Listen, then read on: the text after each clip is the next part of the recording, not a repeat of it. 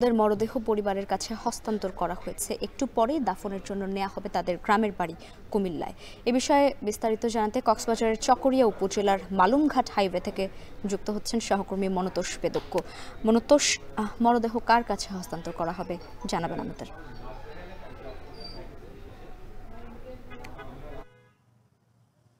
লাইবা, নিহতদের একজন পুত্র এসেছেন, মনিরুল হক। তার কাছেই মূলত মরদেহগুলো হস্তান্তর করা হয়েছে এবং ঠিক কিছুক্ষণ আগে আসলে মরদেহগুলো এই যে চকরিয়ার মালুমঘাট হাইওয়ে থানা প্রাঙ্গণ আছে, এই থানা প্রাঙ্গণ থেকে বের করে নিয়ে যাওয়া হচ্ছে এবং মূলত বিকেল 4টার দিকে নিহতের ছেলে মনিরুল হক এই থানা প্রাঙ্গণে আসেন। এই সময় একটি শোকাবহ পরিবেশ আসলে এখানে তৈরি হয় এবং তাদের যারা যারা মারা গিয়েছেন, যে 5জন নারী মারা গিয়েছেন, তাদের যারা স্বজন কিন্তু তারা এখানে দুপুরের পর থেকে এখানে ভিড় করতে শুরু করেন এবং সকালে যেহেতু ঘটনাটি ঘটেছে আসলে কক্সবাজারের চকরিয়া উপজেলার যে কক্সবাজার চট্টগ্রাম মহাসড়কের হাঁসের দিঘি এলাকা রয়েছে, সেই এলাকাটিতে দুর্ঘটনাটি হয়। একটি মার্সা পরিবহনের একটি বাস চট্টগ্রামমুখী, সেটির সাথে বিপরীত দিক থেকে আসা অর্থাৎ কক্সবাজারের দিক থেকে আসা একটি মাইক্রোবাসের সংঘর্ষ হয়েছে এবং এর মধ্যে মাইক্রোবাসের যারা যাত্রী ছিলেন তাদের মধ্যে 5জন কিন্তু মারা গিয়েছেন। ঘটনাস্থলে 2জনের মৃত্যু হয় এবং চিকিৎসাধীন অবস্থায়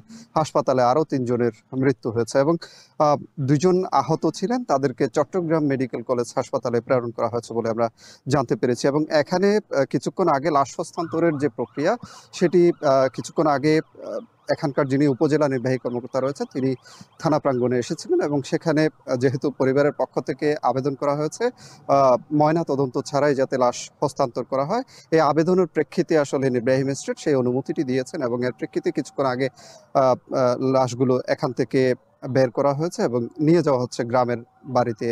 কুমিল্লার যারা মারা গিয়েছেন তারা সকলেই কুমিল্লার 14 গ্রাম এলাকার বাসিন্দা। সেখানে সেই গ্রামের বাড়িতে নিয়ে গিয়ে কিন্তু তাদের দাফন সম্পন্ন হবে এবং নামাজে জানাজা অনুষ্ঠিত হবে, সেটি পরিবারের পক্ষ থেকে জানানো হয়েছে। মূলত এখানে একটি তথ্য জানিয়ে রাখি, এই যে কক্সবাজার চট্টগ্রাম মহাসড়কের কক্সবাজার থেকে চকরিয়া অংশে অসংখ্য ঝুঁকিপূর্ণ বাঁক রয়েছে এবং এই বাঁকগুলোতে আসলে প্রায় সময় দুর্ঘটনা কবলিত হয় গাড়ি এবং এর প্রেক্ষিতে বহু হতাহতের ঘটনা আসলে এই সড়কটিতে ঘটছে এবং স্থানীয়রা যেটি বারবার দাবি জানিয়ে আসছেন, এই সড়কটি যাতে 4 লেনে বা 6 লেনে উন্নীত করা হয়। এটি হলেই আসলে সড়ক দুর্ঘটনা কিছুটা হ্রাস পাবে বলে তারা আমাদের অভিমত দিয়েছেন। এই ছিল আমার কাছে কক্সবাজারের মালুমঘাট হাইওয়ে থানা থেকে সবশেষ। কক্সবাজার দুর্ঘটনায় নিহতদের মরদেহ পরিবারের কাছে হস্তান্তর করা হয়েছে, আর এই বিষয়ে জানাচ্ছিলেন আমাদের সহকর্মী মনতোষ বেদক্য। বিশ্বের সবচেয়ে মজবুত আরএফএল ল্যাডার, যা 606